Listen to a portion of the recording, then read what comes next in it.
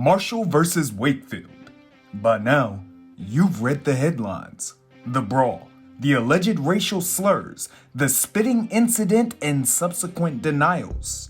What exactly happened on the field that night? Wakefield's Lukai and Izaiah Lang join First and Told to share their story. Their first offensive drive, one player from their team threw Izaiah to the ground, which is, it's football, so that's tolerable. But after the whistle, he was still on top of him and trying to hold him on to push him into the ground. So I see that, and of course I'm not just gonna be like, oh, so I ran over and I moved him off, I pushed him off, and of course I got a flag. But I wasn't really upset with that because I was defending my brother, right? So as the game went on, stuff like that continued to happen. Players from their team would come over to our sideline after a play and taunt us and yell to our sideline, yell to the crowd when there's not even a lot of people there to be doing all that in the first place. So it's just unnecessary.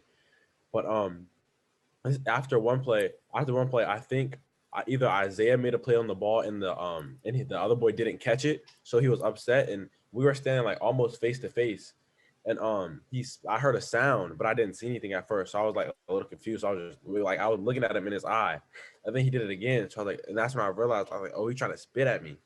So after that, I went to the ref, and the refs they were oh, who did? At first he was who did it? Where's he lined up? And I kept saying, oh, he's right there, and I was saying his number. Nothing happened.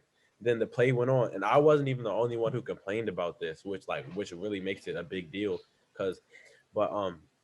I understand in football, the refs have to be able to see it in order to correct it. But if we're in a global pandemic and someone's complaining about being spit upon, I feel that's something that needs to be addressed right away if we had to fight to even get on the field.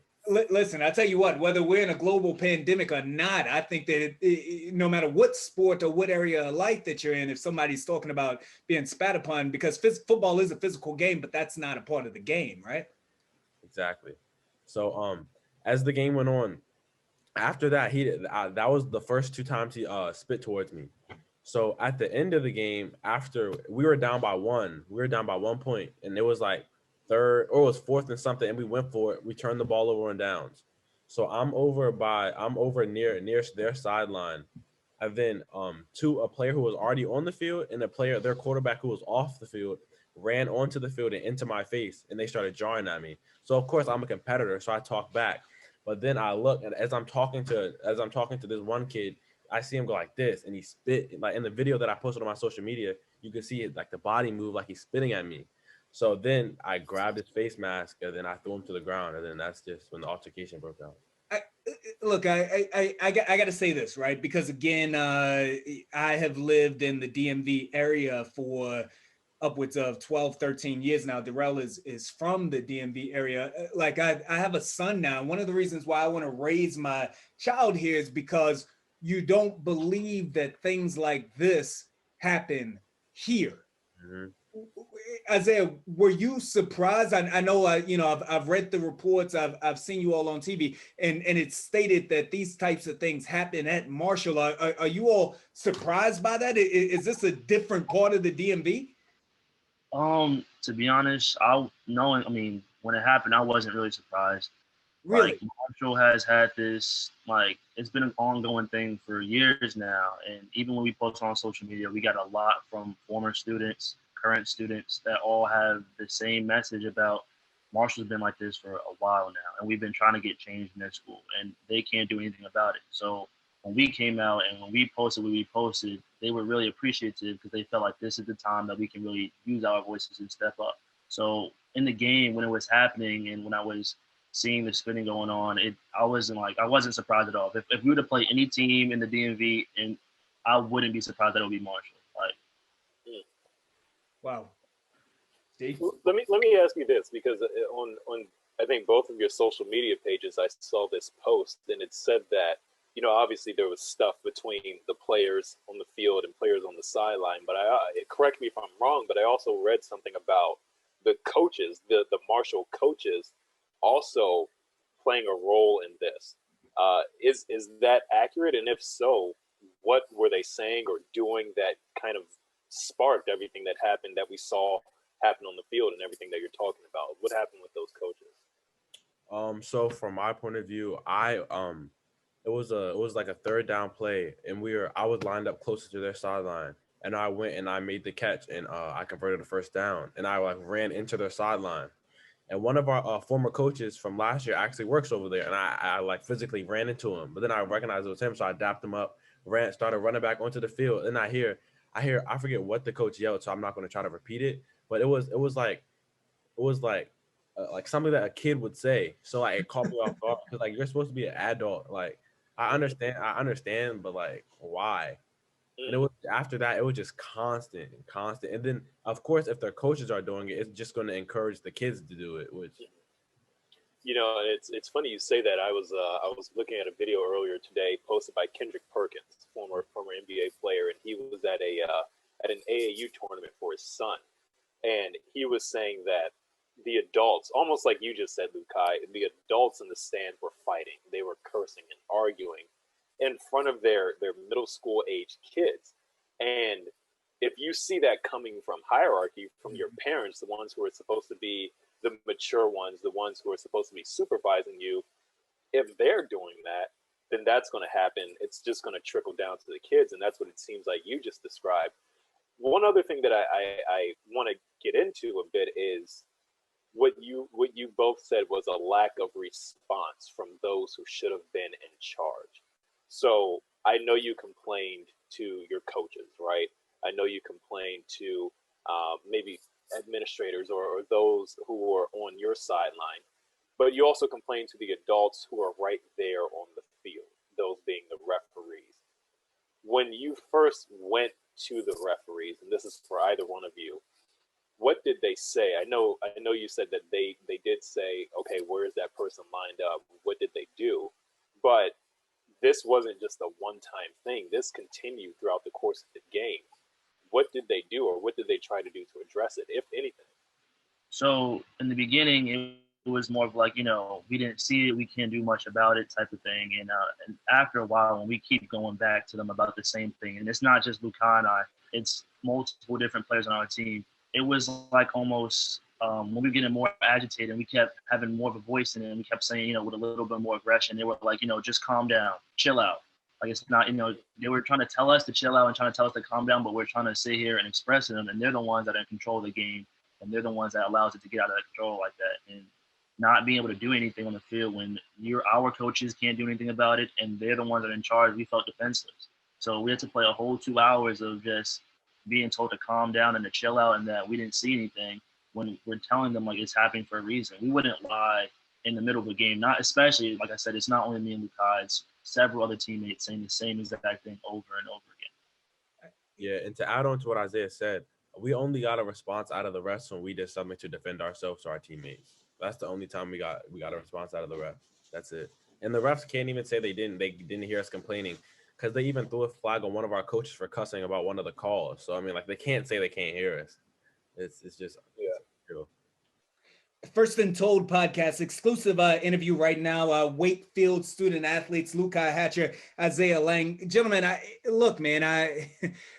this point, this happened over a week ago. At this point, again, it's national news. Everybody's talking about it, but just speaking to you two, it's still so unbelievable to me. Like it still just hits me, and it's hard to fathom that something like this is happening up here in the DMV.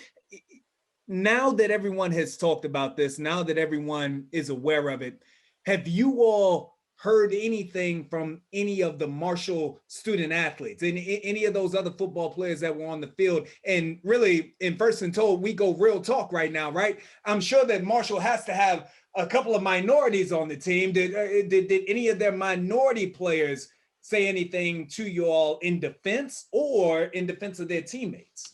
Okay, so I personally, I know number one for their team is African American. He was standing right beside me and the other kid when the altercation starts. He actually DM'd me on Instagram after my post, and he was trying to take responsibility for the altercation, saying he could have stopped it, he should have stopped it. But I feel like he shouldn't need to do that. Like the kid who started the altercation, he's about to be a grown man. Like, why are you trying to stick up for him and say, oh, this was my fault, I should have been able to pull him back fast enough and things like that? Also, A couple of their teammates were also underneath the picture I posted about the whole incident. Even one of the coaches was underneath the underneath my picture. Like, if you're a coach and I'm a student athlete, why are you even on my page? Like, why are you even trying to talk to me? So it's just, this is a lot. What now? Look, make it plain is what they like to say on Sundays in church. The coach, what were they saying? What were the comments there? Because look, there are people, like, let's be real here. There are going to be a ton of individuals out there right now that are looking at this interview and looking at you all's story, and they're empathizing with it 100%. And then there are a lot of other individuals, right, that are looking and saying, man, these black kids right now, I'm sure that they had something to do with this that caused this to be the case. That's what they're saying. So what did the coaches say to you all? And what is there's no excuse. What is their side of the story? Oh, so the coach who I'm speaking about, he commented underneath my picture something within the lines like, it's confusing to me how a team with multiple black coaches can be racist or something like that. So he's trying to say that it's impossible for racism to be in a program with black coaches. That's pretty much what he said. Almost exactly what he said. Man. You know, Chad, I'm sorry to cut you off. No, but, go right ahead, brother.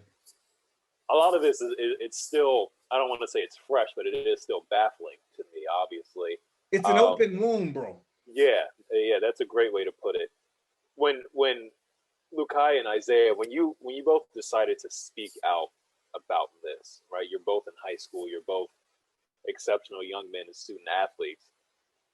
Were you hesitant to come forward because of, maybe it was in the back of your head, how will this affect recruitment or potential recruitment or my college career, or how can it affect me right now in high school with any backlash that comes my way? Were you at all hesitant to come forward, or did you just say, hey, this issue is as important as it should be, and it deserves this attention? I'm not worried about any trouble or repercussions that may come my way. Did you just go for it? Yeah, I mean, after our parents posted it on that Wednesday night, we were on it. We were like, we want to also be in this, because we kind of talked, and we talked about the whole scholarship thing, but that didn't matter to us. College football, none of that stuff mattered to us. At the end of the day, this is more about football. I mean, this is more than football. So this is bigger than us, and we know that if we stand up and if we spread the word, we can possibly have change. If we do nothing, they would just, scoop this under the rug and be nothing after it. So we knew that we had to speak up. We didn't really think about, like I said, we didn't think about our future. We didn't think about college football. We didn't think about any of that. That was gone. Like I said, this is more than football.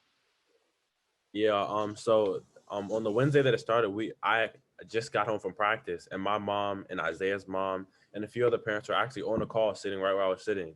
So I was listening in on the call, and then I didn't even know the hashtag was started or anything.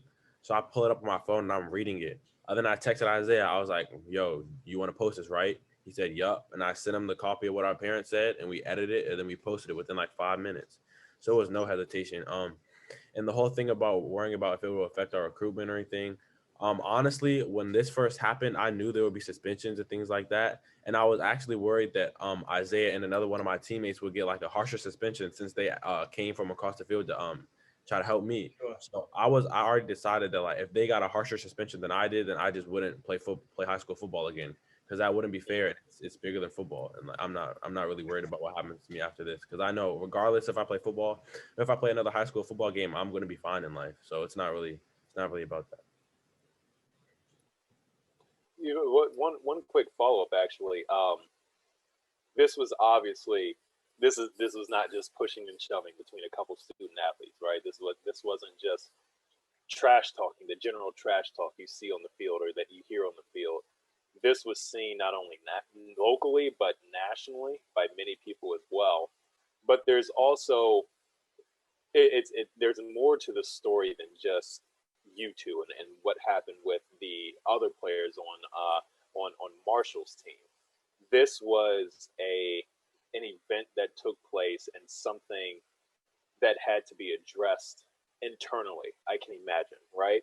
And when I say internally, I mean by or among your teammates and your coaches and administrators in that locker room, either post game or the day after the game, cooler heads were prevailing a little bit. What was said by your coaches or by you or by Izaiah or by anybody on your Wakefield team in regards to the events that took place during that game against Marshall? So well for me, like I didn't really understand the seriousness of it until we made the post and people from Marshall and all over the county started commenting about how they had similar experiences. So I was like, wow, this really isn't nothing new. Like people are used to this, but they're not really speaking up about it. So I feel like we helped them do that. But I feel like we're kind of not used to it, but we're like, it's like something that we see too often. So I don't think we had, I may be mistaken or I may forgot them, but I don't think we had any big, other than outside of like when our coaches started the conversations or anything like that. I don't think as a team, we haven't really had any big group discussions about it unless me and Izaiah started the conversation asking about it or asking if anybody else like had similar experiences on the field. For me personally, like Lukai said, this is a history and this is a culture that Wakefield has against us, and we never get calls. So not getting calls, and when we lost a game and we kind of believe that the referees had a big part of doing it, we weren't surprised. We've been in this situation personally my whole 4 years at Wakefield between basketball and football. There's been so many games where we've had so many missed calls, so many calls called on us, and it's just normal for us. It's just culture for us, and it's sad to say, but it's just true. And my bad. Go ahead. you did that. Oh, but I just said we're talking about how we lost the game and everything. I don't want people to feel like we're just trying to blame it on the refs. Sure. We actually had 2 touchdowns scored. I scored 2 additional touchdowns to the 2 that counted, and they were both called back off questionable calls. Is what I'm gonna say. So it's not like we got blown out. It's not like we're begging for calls from the refs. Like we just won a fair game. So we easily could have won the game by 14 points. I mean, listen, I tell you all what, it wouldn't matter to me whether you all won by 50 or lost by 75. Racial slurs and being spit on, again, there's no space for that in sports. Before we actually began recording here tonight, and also in you all's social media posts, you spoke to the importance of just having this conversation and wanting to have this conversation. Why is this conversation important today, coming off of what 2020 was, with all of our marches and all of our unity and George Floyd and Tamir Rice and everything else? Why is this conversation important and needed to be had today?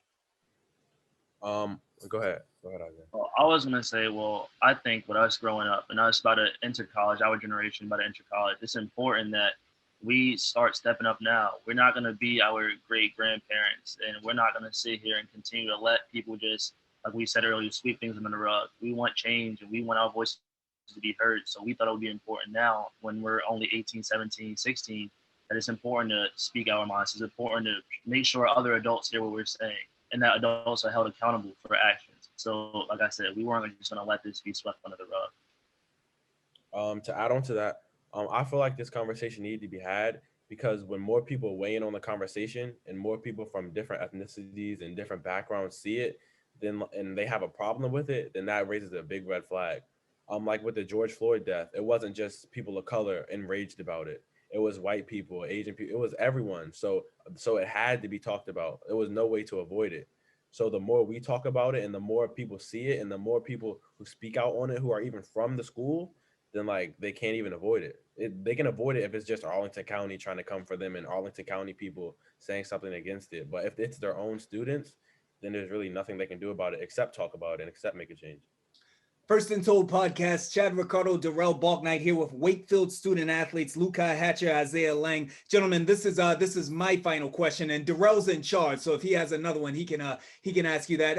Listen, again, I think that it's always important, and I'm certain that you all know this now, and you'll continue to get it the older that you get in life, is that there are always multiple sides of a story, right? There's always a couple of sides of couple of flips to the coin. So for the student athlete at Marshall and all of them, but specifically Kai, the one that spit at you multiple times in this football game, if you had words for him, if you had a message for him, let's assume that he didn't know the history.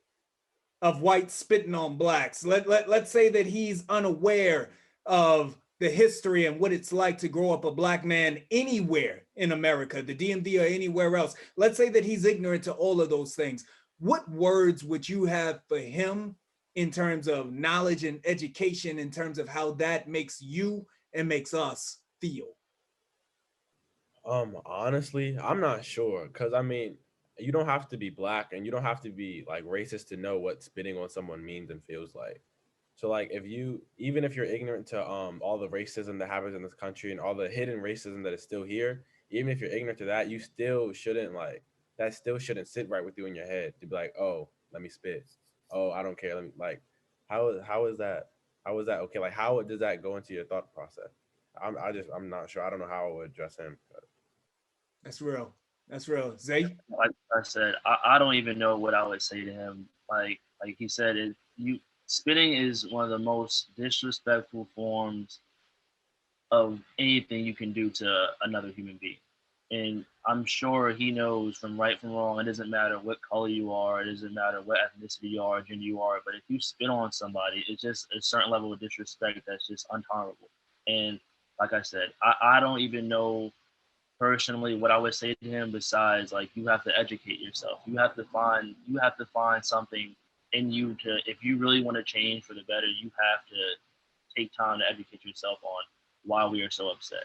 But the spinning thing that's just out of the window. I don't even know what I would say to him regarding that. He knows right from wrong. Yeah, and I growing up, I always heard the phrase, um, you never spit on another person, right?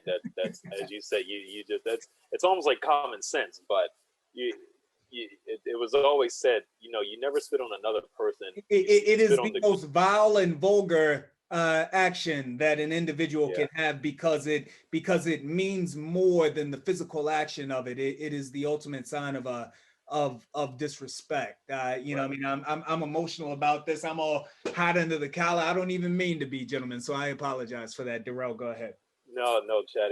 I feel the same way. And like I said, I always heard you never spit on another person. You spit on the ground. You don't spit on another individual. And if you spit on another individual, that means that you think that person is lower than the ground. We should never think of anybody in that manner. I know we're running out of time. We only have a couple minutes left. And this is my final question, then we'll get you guys out of here. If you could go back to that game that night against Marshall and say the same incidents transpired, the name calling, the referees ignoring you all, the comments from the coaches, the pushing, the shoving, the spitting incidents, would you do anything different? Would you still be upset the way you were upset? Would you try to be more level-headed or calm, or do you feel that your actions were justified given the fact that you did complain to the refs several times, you did go to your coaches and say, hey, they're doing this, they're doing that, and nothing came of it? Do you still think you would have handled the situation the same way? And I want to say this, I don't think you guys were out of line in anything you did, because this was happening during the course of the whole game. But what if anything would you do differently if you were to go back and play that game again? Well, my first thought would be, yeah, of course I'd do something different. I wouldn't allow myself to cause the altercation or to be involved with the altercation like that. But thinking you got to take the word cause out of it. Yeah. I can't let you use the word cause. You can say be a part of it, but I can't let you say cause on the podcast here. Yeah, you're right. I wouldn't allow myself to be a part of an altercation like that, to put myself in a position to possibly be suspended. But with all the it brought up a very important topic. Like, even if I had to sacrifice my season to bring up an issue like this and put in the spotlight, I'd probably do it again. Because if not me, then who? A lot of people wouldn't have even spoke out about things like this. So I can't say that I wouldn't have done everything that I've done so far. Personally, I don't think I would have done much differently. I saw my teammate in distress being harassed by, it looked like 4 Marshall players from my point of view, and I wasn't going to allow him to take any type of beating at all. So if I have to sacrifice myself to protect one of my other teammates, so be it with the consequences. I don't think I would change anything on what I've done, on what I did. First and Told podcast, gentlemen, you all are brave. Kai, Zay, like you said, you have opened up a box and you've started a conversation that absolutely needs to be had. And Darrell and I thank you for coming to First and Told and having this conversation with us. Thank you for having us again. We really appreciate it. Yeah, thank you. We really do appreciate the opportunity to outlet our voices even more. And we do believe, for everybody watching right now, we do believe in telling all angles of the stories. Darrell and I are trained journalists, so we do believe in telling the story. If you're a Marshall right now and you believe, because from everything that I've seen thus far, these two young men have outstanding character. So if you're at Marshall and you believe that there is another side of the story, we're certainly here to speak with you as well. But the two of you, it is an honor and it is a pleasure to have met you and to have spoken with you. Darrell, any final thoughts? Certainly, no, Chad. Just to piggyback off what you just said, I mean, it does take a lot, especially at you guys' age, to come on here to do this. Not only on here on First and Told, which we're thankful for, but you've been all over the place and in so many different interviews and using your platforms on social media. That petition already has, I think, over 9,800 signatures of your 10,000 signature goal. So, I mean, everything that you've been doing is it just speaks to your maturity. It speaks to your ability to handle this, your ability to handle adversity, especially in times when it's not easy to be calm and level-headed. I think you guys have exemplified that. So, like Chad said, we thank you both for coming on First and Told and taking time to share your story once again. And, we hope to tell all sides of the story, and we were thankful to hear yours tonight. We got to have these conversations. It's the only way that we get better and that we grow as a people. Lukai Hatcher, Izaiah Lang, Wakefield. It's one of my old stomping grounds. Gentlemen, thank you very much. This is First and Told. Thank you. Appreciate it.